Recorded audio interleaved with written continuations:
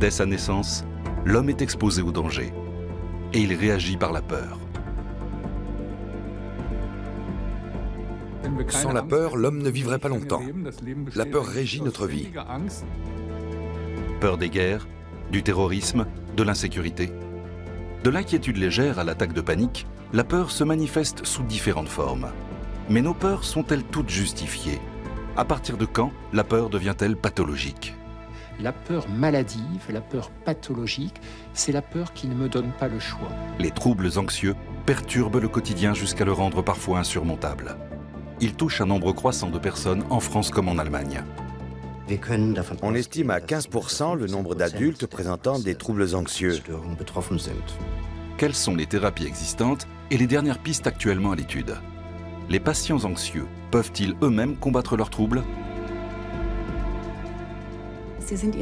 Les patients ne sont pas condamnés à subir un déterminisme génétique et peuvent combattre une vulnérabilité biologique en agissant sur le plan biologique.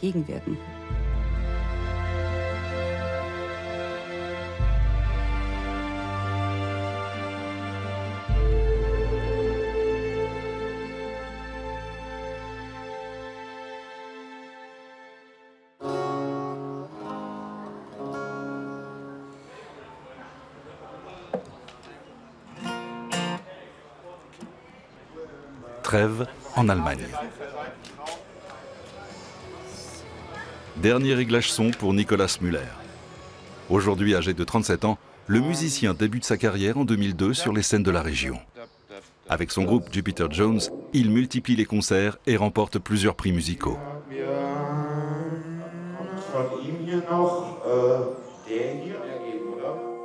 C'est en 2011 que le groupe fait sa véritable percée. La sortie du titre Still le propulse plusieurs mois dans les meilleurs classements musicaux.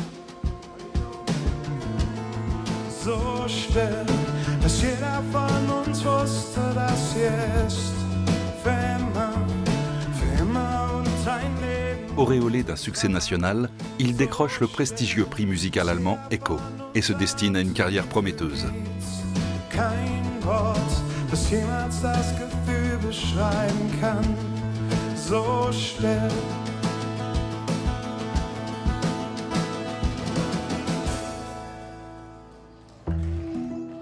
Mais depuis plusieurs années, Nicolas souffre d'attaques de panique. De plus en plus fréquentes et sévères, celles-ci peuvent survenir à tout moment. C'en était arrivé à un point où les gens me disaient « Mec, tu ne peux pas continuer comme ça. Il faut que tu fasses quelque chose. » Ce n'était pas une critique de leur part, mais plutôt une preuve de bienveillance. La gravité de ces troubles empêche Nicolas de se produire sur scène. En 2014, le groupe est contraint d'annuler sa tournée en Allemagne. Le chanteur décide de se faire hospitaliser.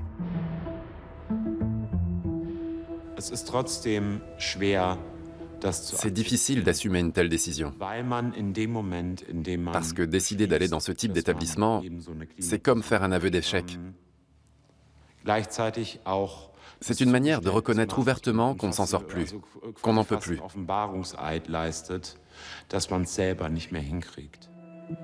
Pendant longtemps, Nicolas avait essayé de combattre seul ses démons.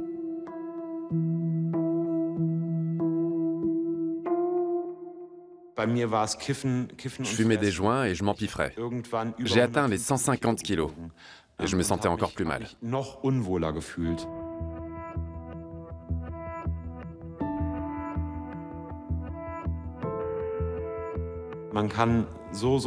On fait tout un tas de choses pour s'apaiser et se réconforter. Pour moi, la nourriture était un refuge et à force, je ne ressemblais plus à rien. J'étais dans un état lamentable. Je ne voulais pas en arriver là. Jamais de la vie. Quand elle devient pathologique, la peur paralyse et entrave la vie quotidienne. Phobie sociale, peur des animaux, peur du vide ou bien peur inexpliquée? Pourquoi le corps et l'esprit s'emballent-ils? Quand la peur devient-elle pathologique?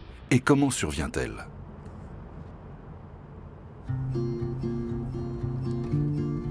Le psychiatre allemand, Borwin Bandelow, est un spécialiste renommé des troubles anxieux. Ses travaux portent à la fois sur leur étude théorique et pratique.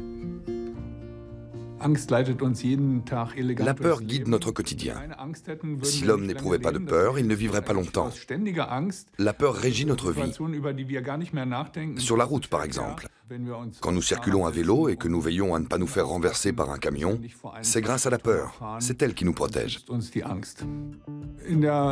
Quand on observe l'histoire de l'évolution des espèces, on voit que celles qui n'éprouvaient pas la peur n'ont pas survécu. La peur a donc été l'une des stratégies de survie de l'espèce humaine. Ne pas se méfier d'un tigre coûtait la vie aux hommes et les empêchait de se reproduire. Nous descendons de ceux qui étaient les plus méfiants. La peur est donc positive en soi. Mais à partir de quand devient-elle nuisible et pathologique?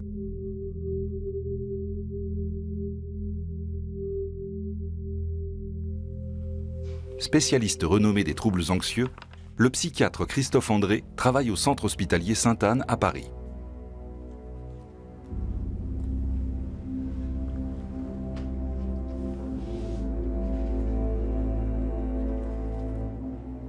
L'anxiété et la peur sont deux choses différentes, même si elles font partie de la même famille.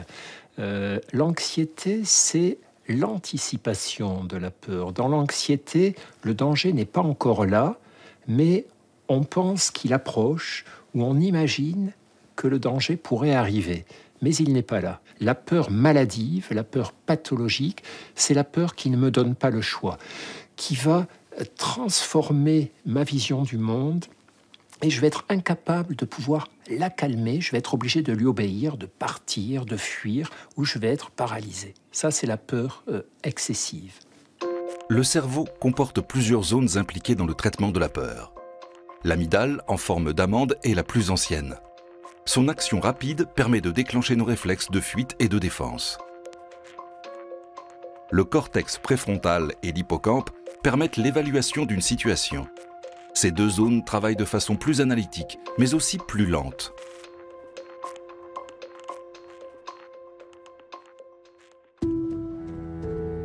Chez un individu souffrant de peur pathologique, le cortex mobilise ces différentes zones de façon anarchique.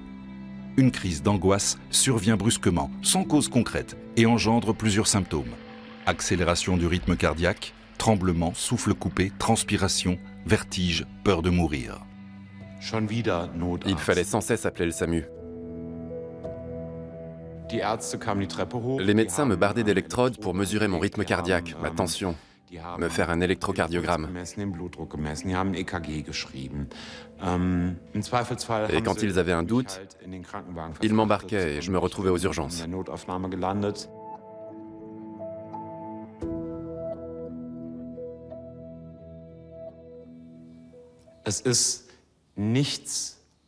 Il n'y a rien de plus frustrant que d'avoir en permanence ce sentiment d'impuissance et cette impression qu'on va mourir.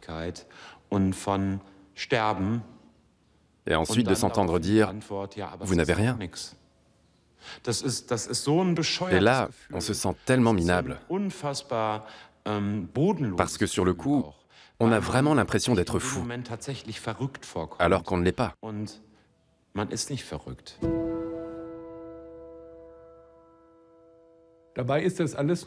Il s'agit ici d'une réaction excessive de défense ou de fuite destinée à alerter le corps d'un danger.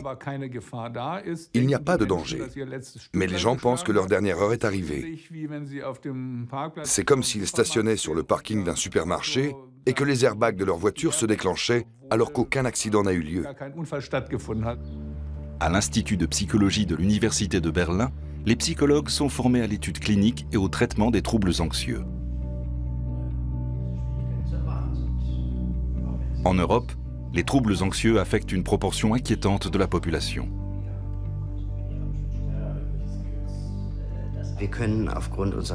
Les études de population montrent qu'environ 15% des adultes présentent des troubles anxieux, avec un chiffre 2 fois plus élevé chez les femmes. Tous ne suivent pas un traitement et ne sont pas comptabilisés par l'assurance maladie, mais les symptômes qu'ils présentent correspondent à un trouble anxieux. Quand la peur régit le quotidien, qu'elle devient obsessionnelle et empêche une vie normale, une prise en charge thérapeutique devient indispensable.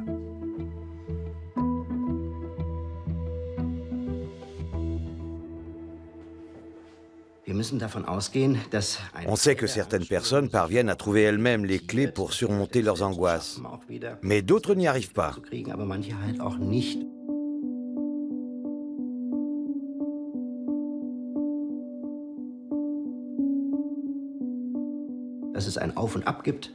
Il est normal que nous ayons des émotions en dents de scie. Mais avec les psychothérapies, on peut apprendre à les réguler et à agir sur la façon dont on perçoit le monde. Car c'est ce qui est déterminant. Certaines personnes ne voient partout que des dangers insurmontables, tandis que d'autres acceptent de vivre avec ces risques, sans être en permanence envahis par des pensées négatives.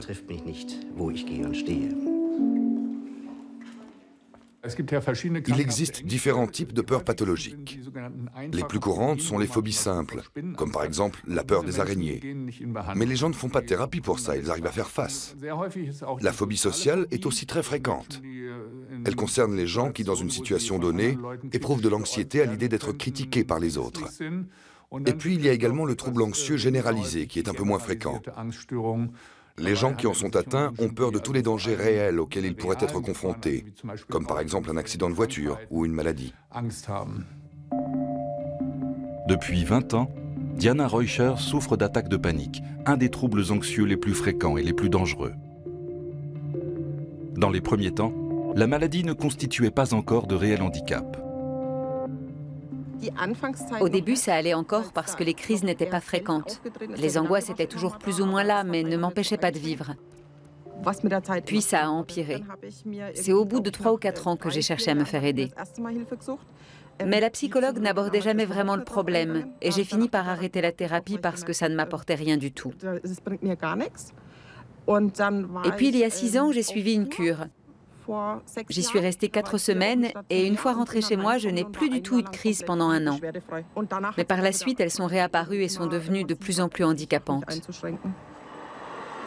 Diana n'ose plus sortir seule ou aller faire ses courses. Elle décline la plupart des invitations pour de faux prétextes. Et quand elle accepte, le stress l'envahit. 2 ou 3 jours avant l'événement, je ruminais déjà en imaginant quelle tactique j'allais mettre en place pour gérer la situation. Puis le jour J arrivait et je constatais que ce n'était pas aussi terrible que je me l'étais imaginé. Mais dans les jours qui précédaient, j'étais toujours très nerveuse et entièrement focalisée sur ma peur. Au lieu de me réjouir d'être invitée, je le vivais comme une contrainte et je me disais « Ah, je vais encore devoir prendre sur moi ». Une peur pathologique, c'est une peur qui est trop intense, qui va paralyser la personne, la faire souffrir, donc une émotion de peur trop forte. C'est une peur qui perturbe le comportement. Si j'ai très peur, je ne pourrai pas m'adapter à l'environnement. Par exemple, au lieu de fuir, je vais être paralysé. Au lieu d'écraser l'araignée, je vais partir en criant, prévenir les pompiers, etc. Et troisièmement, c'est une peur qui perturbe la qualité de vie. André Pittig conduit des recherches à l'Institut de psychologie de l'Université allemande de Würzburg. Le psychologue connaît bien la détresse des patients anxieux et leur difficulté à se tourner vers une thérapie. Nous essayons d'identifier les facteurs qui vont influer sur le processus de décision des patients. Ils hésitent à se lancer parce qu'ils vont devoir se confronter à leur peur et ignorent si la thérapie leur sera bénéfique à long terme. Notre objectif, c'est de les inciter à s'engager dans un travail thérapeutique au cours duquel ils seront régulièrement confrontés à leur peur. Et nous essayons notamment de déterminer les effets positifs à long terme de ce type de thérapie et ce qu'elle peut avoir de stimulant pour les patients. Pour une personne souffrant de phobie sociale, se rendre à une soirée peut être source d'anxiété. Celle-ci craindra de se ridiculiser ou d'être rejetée par les autres. En même temps, ces patients ont bien conscience que les interactions sociales ont également ceci de positif, qu'elles permettent de rencontrer de nouvelles personnes ou de se faire de nouveaux amis. Mais notre étude montre que cet aspect positif pèse moins lourd dans la balance décisionnelle de ces patients que l'aspect négatif. Et l'objectif de cette thérapie, c'est de les inciter à prendre en compte les aspects positifs d'une situation au-delà de la menace qu'elle pourrait représenter pour eux. Un patient attend 7 ans en moyenne avant de recourir à une thérapie. Diana a décidé de participer à l'étude menée par l'université de Würzburg. Comme elle, une majorité de patients préfèrent aujourd'hui les thérapies alternatives au divan d'un psychanalyste. Les thérapies comportementales et cognitives se révèlent parmi les plus efficaces. Par le dialogue avec un thérapeute, le patient apprend à observer et analyser son comportement. Dans la thérapie dite d'exposition, le patient est confronté à des situations suscitant chez lui une réaction de peur. Les thérapies médicamenteuses sont les moins coûteuses et celles qui produisent les effets les plus rapides. Elles sont employées dans le traitement de pathologies graves, le plus souvent en complément d'autres thérapies. Parallèlement à une thérapie comportementale et cognitive, Diana suit également une thérapie d'exposition. On sait qu'on va être confronté à une situation qui nous terrorise. Une thérapeute conduit les séances. La première fois, elle m'a emmenée en ville. Je devais entrer dans un magasin et emprunter l'escalator qui était à l'autre bout. Certaines séances, elle restait près de moi pour m'encourager. Mais il arrivait aussi qu'elle me laisse seule devant un rayon. Elle ne revenait me chercher qu'au bout d'un quart d'heure pour que je m'habitue à la situation. D'autres fois, j'ai dû acheter des vêtements et les échanger, alors que d'habitude, j'avais toujours quelqu'un de ma famille avec moi. Un jour, on a pris le tramway, puis elle est descendue et m'a laissé continuer le trajet seule. On est aussi allé boire un café, puis elle est partie et m'a laissé terminer seule au milieu des gens. Ces séances m'ont beaucoup aidée et m'ont permis de parler ouvertement à mes amis. Je leur ai expliqué que je participais à l'étude et que j'avais tel et tel problème. À l'issue de cette thérapie, il est important que les patients poursuivent ce travail et continuent de se confronter à leurs peurs en se demandant à chaque fois « Que puis-je retirer de positif de cette situation ? Comment puis-je reprendre ma vie en main ? Quel blocage puis-je surmonter ?» C'est l'objectif à long terme de cette étude. Il n'existe pas de thérapie qui soigne les troubles anxieux de manière définitive. Nous savons que les thérapies comportementales peuvent durablement les diminuer. Quant aux médicaments, ils ont également des effets plusieurs mois, voire plusieurs années après la période d'administration. Il n'est donc pas nécessaire pour les patients de suivre en permanence des thérapies comportementales ou de prendre en continu des médicaments. Entre deux thérapies, ils peuvent très bien rester plusieurs années sans rien faire du tout. Pendant plusieurs années, Nicolas Müller a multiplié les séjours à l'hôpital et expérimenté plusieurs voies thérapeutiques. Médicaments, thérapie de groupe, thérapie comportementale et même l'EMDR, une thérapie par mouvement oculaire aujourd'hui plébiscitée par un nombre croissant de thérapeutes. Les patients se raccrochent à toutes les thérapies dans l'espoir de trouver celle qui les aidera. Moi, je suis un adepte de la médecine conventionnelle. Et au début, le MDR, c'était pour moi un truc complètement farfelu. Le médecin est assis en face du patient et l'amène à se replonger dans la situation à l'origine de sa problématique. Et ensuite, le médecin commence à déplacer son doigt devant le regard du patient.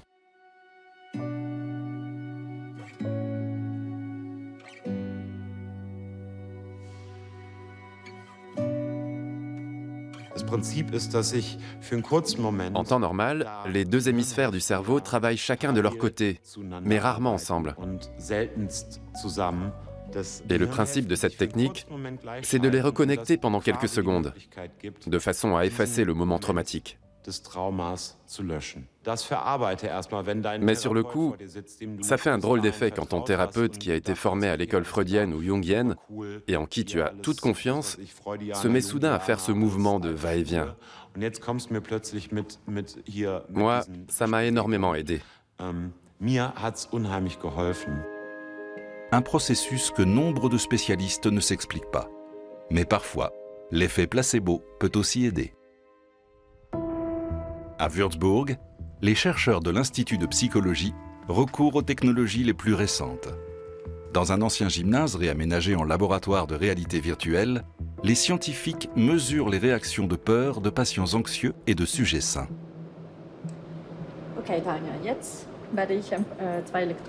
Je vais placer 2 électrodes sur ta main qui permettront de mesurer la conductance cutanée, c'est-à-dire l'activité électrique à la surface de ta peau. J'en mets une ici et une autre là. Ce dispositif permet à Marta Andreatta d'analyser les réactions corporelles des participants lorsqu'ils sont exposés à une situation angoissante. Équipés de lunettes 3D, les participants peuvent se déplacer librement dans la salle d'immersion. Un montage de photographies réalistes est projeté sur les parois du dispositif. Sur chaque face, un ordinateur génère la perspective correspondante. Un dispositif coûteux mis au service de la recherche. Placez-vous s'il vous plaît sur la marque rouge. Des stimulations lumineuses et des impulsions électriques à la surface de la peau ont pour but de déclencher une réaction de peur chez le sujet. À l'inverse, une seconde lumière non couplée à une stimulation électrique signale au participant qu'il est en sécurité et peut se détendre.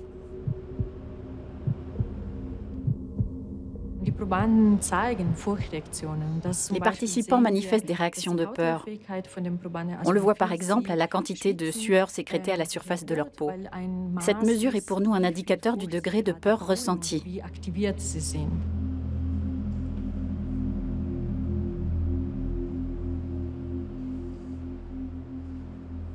Et ce que l'on remarque chez les sujets souffrant de troubles anxieux, c'est qu'ils assimilent moins facilement les signaux censés leur indiquer qu'ils sont en sécurité. Ils développent des réactions de peur même en présence de ces signaux. Ces expériences ont pour objectif de mieux comprendre les mécanismes de la peur. Mais le dispositif sert également à des essais thérapeutiques, tels que la thérapie d'exposition. Ici, les patients souffrant d'acrophobie gravissent une tour. L'exercice réalisé dans un environnement virtuel permet de se préparer à une future thérapie en conditions réelles. Je dirais que la réalité virtuelle constitue une étape préalable à l'exposition proprement dite. Elle permet aux patients de se préparer progressivement à une exposition en conditions réelles. L'environnement virtuel est plus sécurisant. Les patients se savent en sécurité, mais ils ont tout de même l'impression d'être dans un monde réel.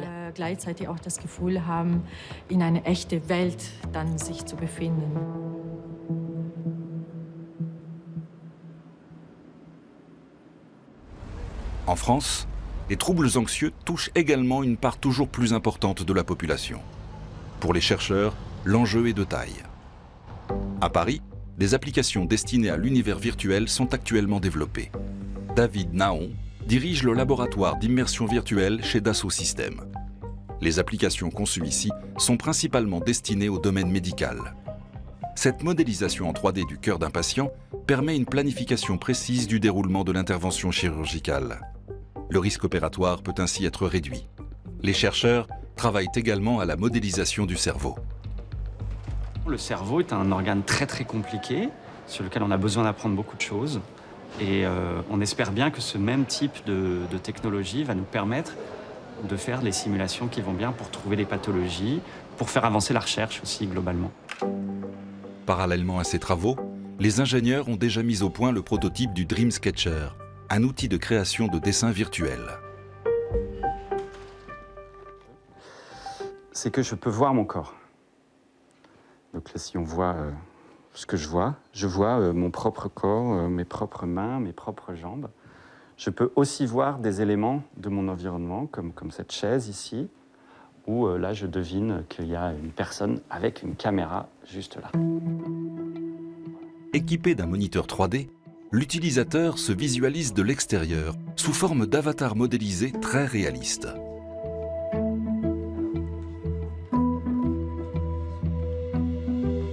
Cette méthode pourrait permettre de reproduire virtuellement une situation traumatique.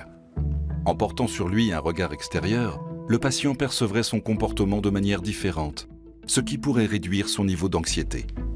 La réalité virtuelle servirait ainsi de support thérapeutique dans le traitement des traumatismes. Et le fait de refabriquer cette scène et cette situation permet de remettre des mots, de remettre des pensées constructives et finalement d'engager dans un processus thérapeutique, peut-être, qui pourrait être utile, efficace. Le procédé est encore en cours d'expérimentation. Et au-delà des questions techniques, ces applications cliniques n'ont pas encore été suffisamment testées.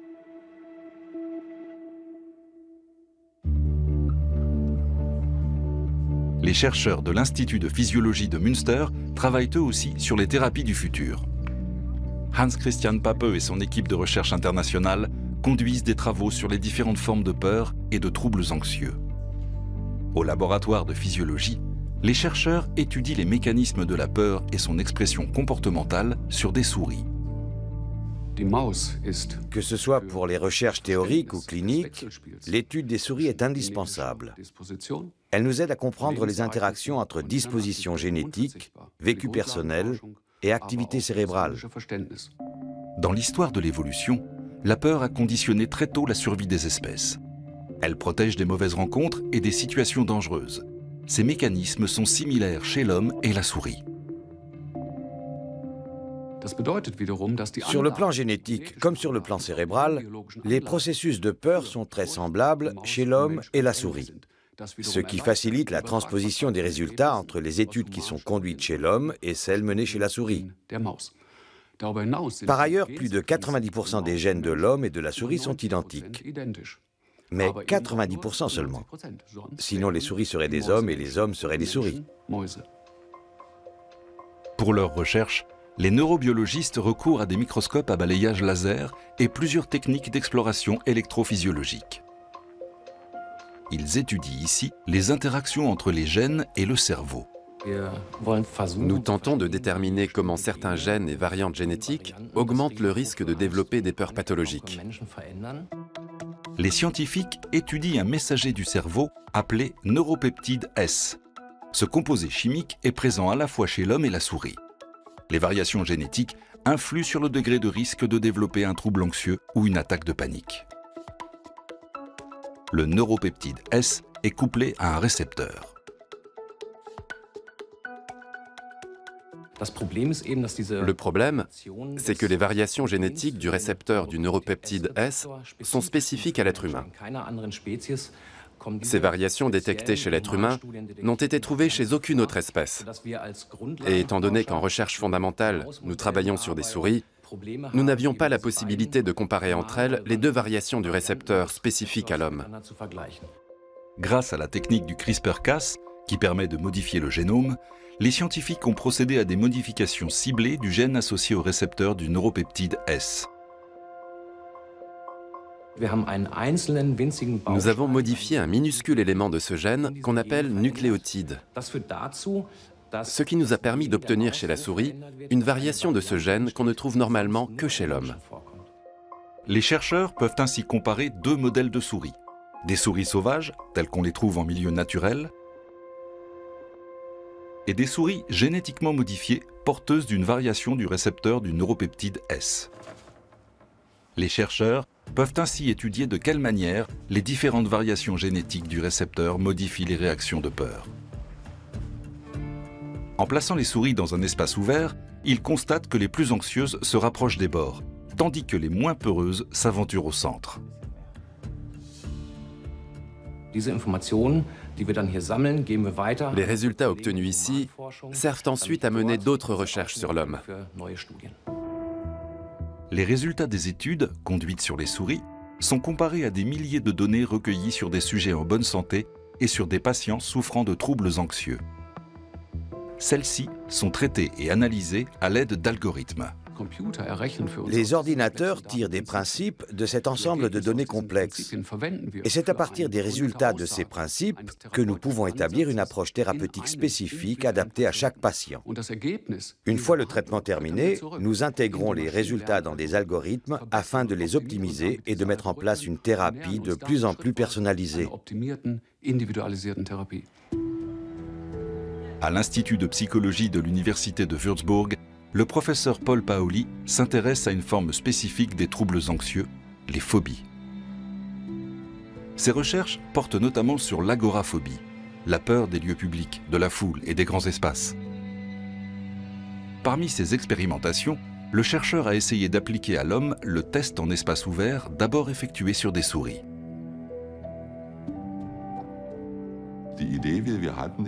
Nous nous sommes demandé si l'agoraphobie n'était pas la forme exagérée d'une peur somme toute légitime, la peur des espaces ouverts. Et pour l'étudier, nous avons eu l'idée de mener sur l'homme un test habituellement pratiqué sur les animaux.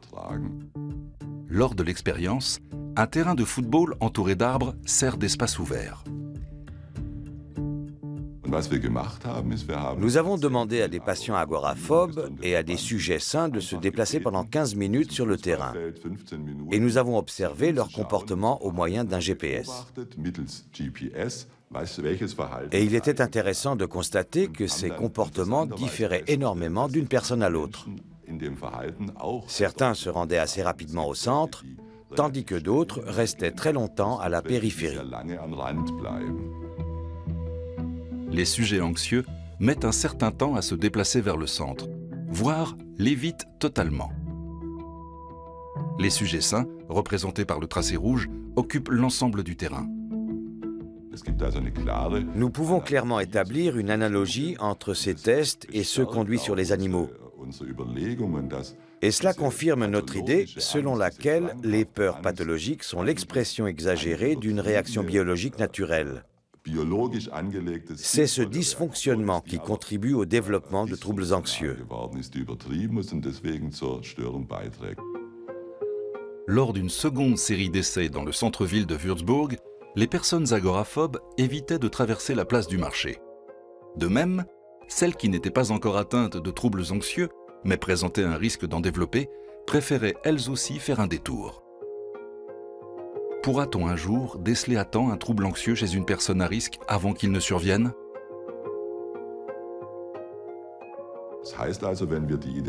Si nous arrivions à détecter ces troubles avant leur apparition, nous pourrions engager avec les patients un travail thérapeutique qui leur permettrait de se confronter à leur peur ou leur anxiété. Cela empêcherait que cette peur ne devienne pathologique. La détection et la prise en charge thérapeutique précoce des troubles anxieux amélioreraient considérablement la vie des patients. Mais quelle en est leur cause?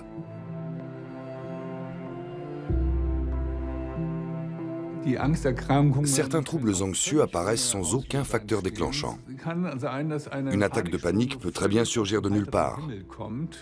Les gens se demandent alors ce qui leur arrive et tentent de trouver des explications. Mais l'explication, c'est qu'il n'y en a pas. Certaines crises surviennent comme ça, sans raison particulière. Mais il n'en est pas toujours ainsi. Un événement traumatique peut également favoriser la survenue d'une maladie.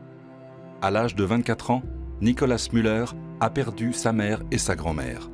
Était-ce le facteur déclenchant? Ma première crise de panique et la première fois que j'ai eu cette sensation de mourir, c'était après la mort de ma mère. Et j'ai eu ma première vraie crise le jour de son enterrement, pendant la cérémonie.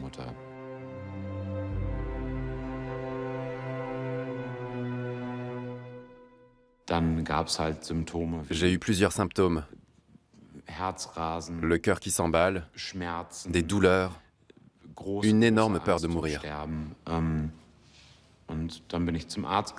Je suis allé chez le médecin et j'ai même fait tous les cabinets de la région. Et c'est finalement mon médecin traitant dans mon petit village qui m'a dit « Ce que tu as, ça s'appelle tout simplement des crises de panique. » Au CHU de Hambourg-Eppendorf, des chercheurs travaillent au développement de meilleures méthodes diagnostiques. La psychologue Tina Lonsdorf a mis au point plusieurs expériences afin de déterminer les facteurs impliqués dans la survenue des troubles anxieux et les traitements permettant de les faire disparaître.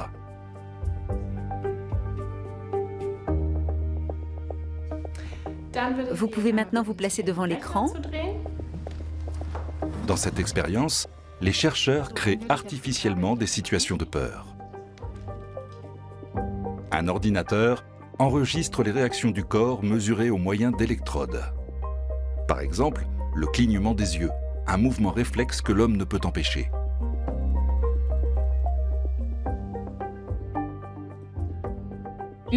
Généralement, les participants clignent plus fort des yeux lorsqu'ils éprouvent de l'anxiété ou de la peur. Et ce que nous mesurons ici, ce sont les différences d'amplitude afin de déterminer la force du clignement. Lorsqu'un dièse apparaît à l'écran, le sujet reçoit une courte décharge électrique. Lorsque c'est une spirale, aucune décharge n'est envoyée. Il s'agit du signal de sécurité. Les chercheurs constatent de nettes différences entre les réactions corporelles des sujets sains et celles des patients anxieux. Ce que nous observons également chez les sujets anxieux, c'est qu'ils n'identifient pas la spirale comme signal de sécurité. Il semble très difficile pour eux d'intégrer cette notion de sécurité. La peur, acquise par le sujet lors de cette première expérience, l'est-elle définitivement? Pour le savoir, les chercheurs réalisent une seconde expérience. Dans cette expérience, les deux signaux sont de nouveau présentés au sujet, le dièse ainsi que la spirale, mais cette fois sans stimulation électrique. Il n'y a donc plus de danger, ce qui veut dire qu'on ne devrait plus observer de réaction physiologique de peur. Le sujet intègre peu à peu qu'il n'est plus menacé, ce qui entraîne une diminution de ses réactions au stimulus qui signalait précédemment un danger.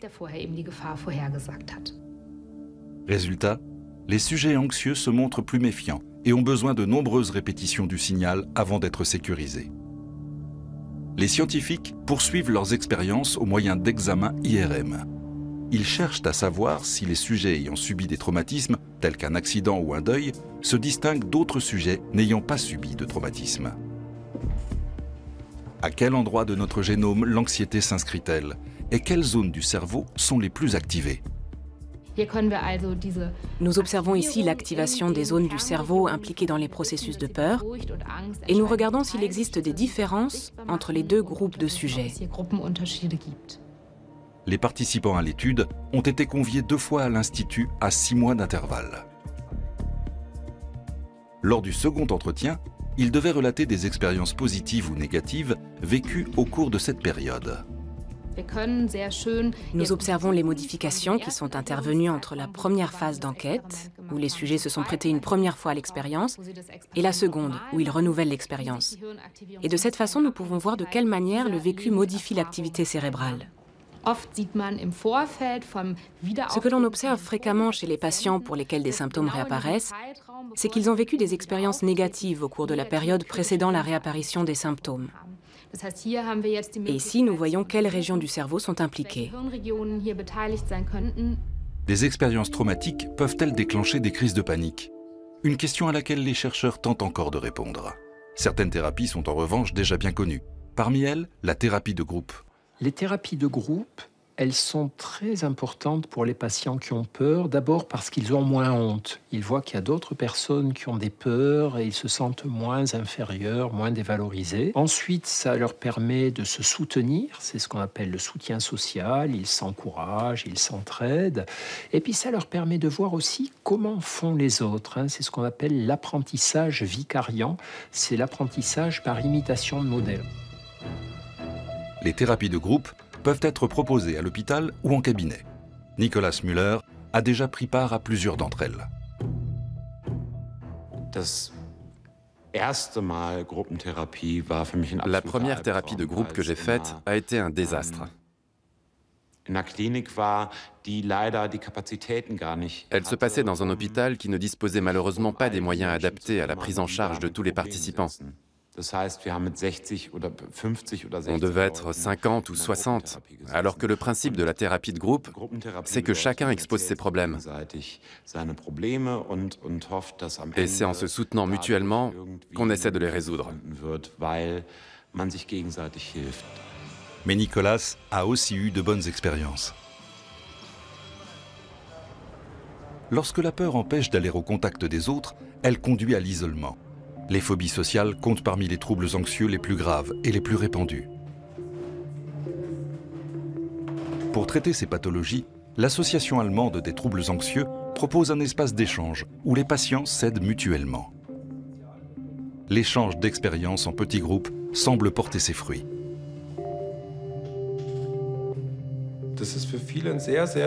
Pour beaucoup de gens, rejoindre un groupe de parole est un pas très difficile à franchir.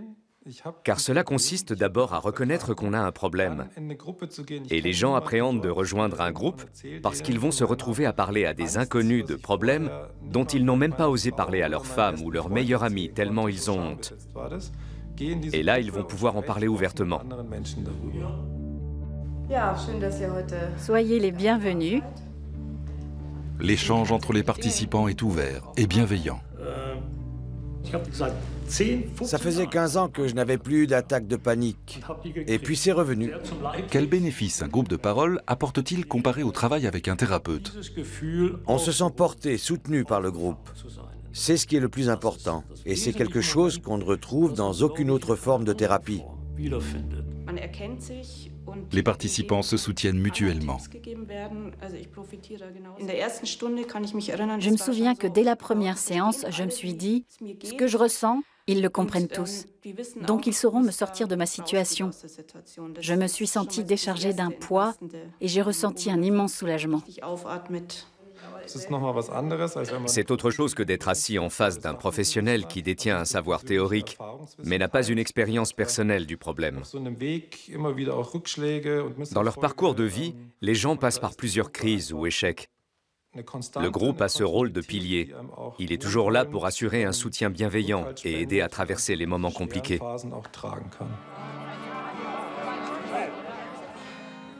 Nicolas Müller a traversé plusieurs années difficiles, cheminant d'une thérapie à une autre.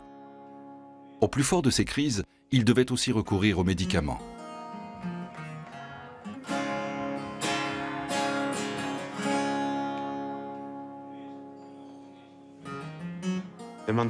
Quand je dis à mon médecin que je me sens mal et qu'il ouvre aussitôt l'armoire à médicaments, je trouve ça affreux. Et pourtant, les psychotropes tels que les antidépresseurs sont une vraie bouée de sauvetage. Ce qui est super avec les médicaments, c'est qu'ils offrent une petite période de répit. Mais d'un autre côté, ils peuvent avoir des effets secondaires totalement contre-productifs.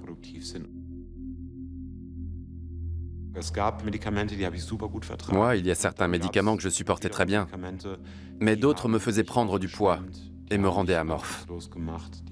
J'étais d'humeur morose. Donc, certains m'aidaient et d'autres pas. J'en ai essayé 4 ou 5.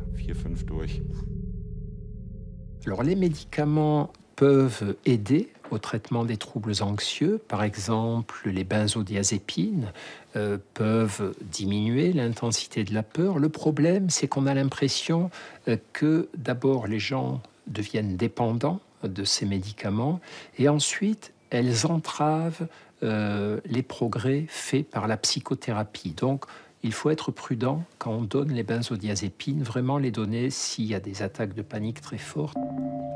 Au CHU de Fribourg, Katharina Domschke reçoit chaque jour des patients atteints de troubles anxieux graves. Praticienne hospitalière et directrice du service de psychiatrie, elle travaille également comme enseignante et chercheuse. La peur est-elle acquise ou innée? Pour répondre à cette question, les scientifiques étudient le génome, mais également les modifications de gènes dites épigénétiques. On pourrait comparer la génétique et l'épigénétique au hardware et au software d'un ordinateur. La génétique, c'est notre patrimoine génétique, l'ADN dont nous héritons en naissant et qui restera le même toute notre vie. C'est notre hardware. Et notre software, c'est l'épigénétique.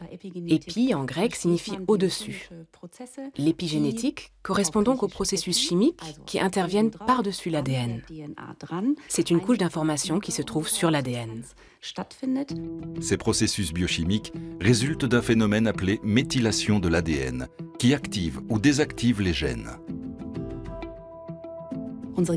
Nos gènes ne sont pas tous actifs de la même manière. Il existe différents mécanismes qui agissent comme une sorte de variateur de l'activité de nos gènes. Et parmi ces mécanismes, il y a par exemple la méthylation de l'ADN. En clair, des composés chimiques appelés groupements CH3 viennent se fixer sur notre ADN.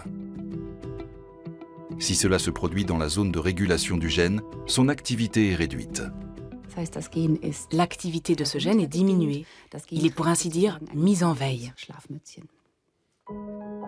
Des études montrent que chez les jumeaux, 30 à 60% des facteurs impliqués dans les troubles anxieux sont d'origine génétique. La part restante est acquise, c'est-à-dire épigénétique. Des épreuves de vie telles qu'une séparation, un deuil ou un accident peuvent générer des troubles anxieux. Ceux-ci réapparaissent soudainement lorsqu'on se remémore ces événements. Mais des processus biochimiques peuvent également être en cause. Nous savons que le stress agit sur l'activité de l'axe hypothalamo-hypophyso-surrénalien, nommé axe HPA ou axe du stress, en sécrétant du cortisol. Ce cortisol peut pénétrer dans le noyau des cellules et altérer le processus de méthylation, ce qui a pour conséquence une activation des gènes à risque qui étaient en veille. Le cortisol peut donc entraîner la déméthylation des gènes et augmenter leur activité. Le gène à risque devient actif et peut ainsi contribuer à l'apparition d'un trouble anxieux.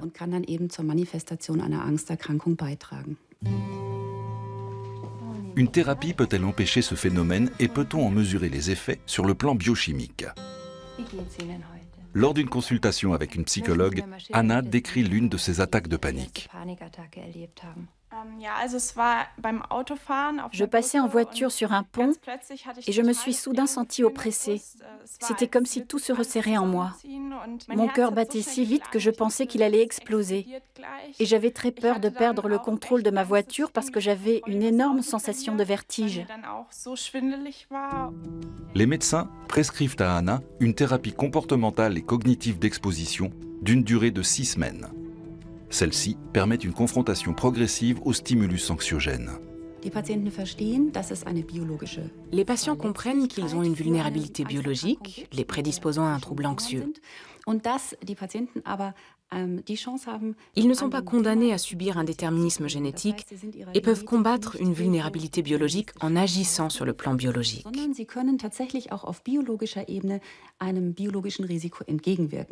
Comment? En mangeant sainement, en faisant du yoga, de la méditation, des exercices de pleine conscience, en arrêtant de fumer et de boire. Mais ce qui est aussi très important, c'est le recours à une psychothérapie, ainsi qu'à une thérapie médicamenteuse. Une prise de sang est effectuée en début de traitement afin d'évaluer l'efficacité biochimique de la thérapie.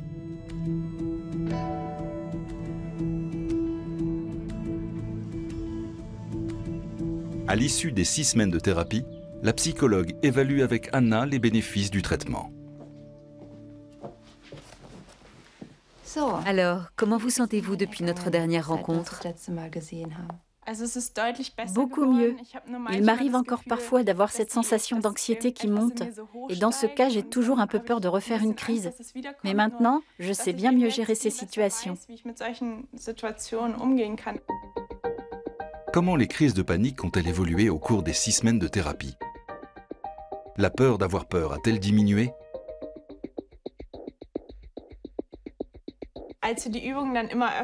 Plus on répétait les exercices, et plus la peur diminuait et retombait rapidement. Et lors du tout dernier exercice, la peur était beaucoup plus supportable. Une nouvelle analyse de sang est effectuée. Des modifications sont-elles survenues? L'activité des gènes à risque a-t-elle été réduite?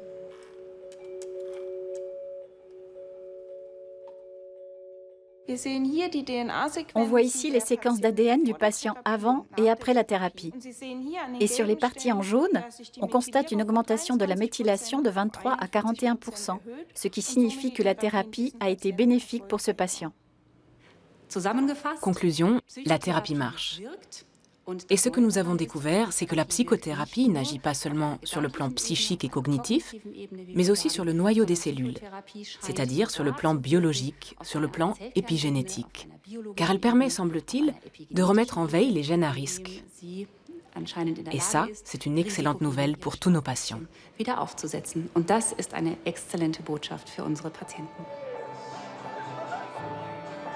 Nicolas Müller se produit à nouveau sur scène et travaille sur son prochain album avec son nouveau groupe. Il a appris à vivre avec ses peurs.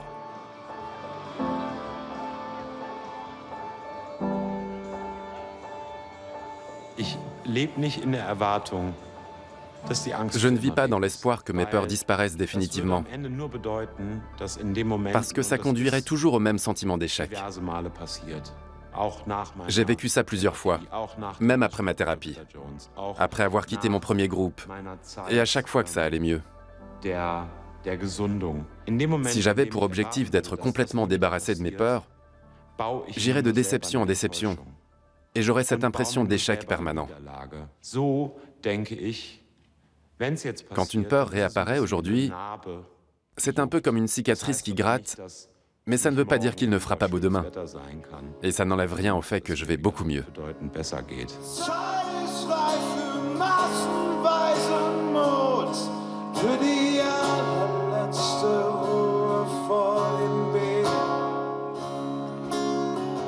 Je crois qu'on confond la peur avec le manque de courage. Et en réalité, le courage, ce n'est pas l'absence de peur, c'est avoir peur et désobéir à sa peur. J'ai peur, mais je vais quand même affronter la situation. C'est ça le vrai courage.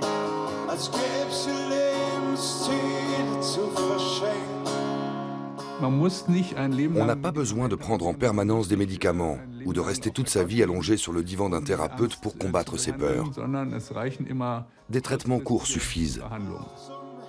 Je vais être franc, le chemin pour y arriver a été terriblement long et difficile. Ce qu'il faut apprendre, c'est à devenir maître de sa peur et ne pas se laisser dominer par elle.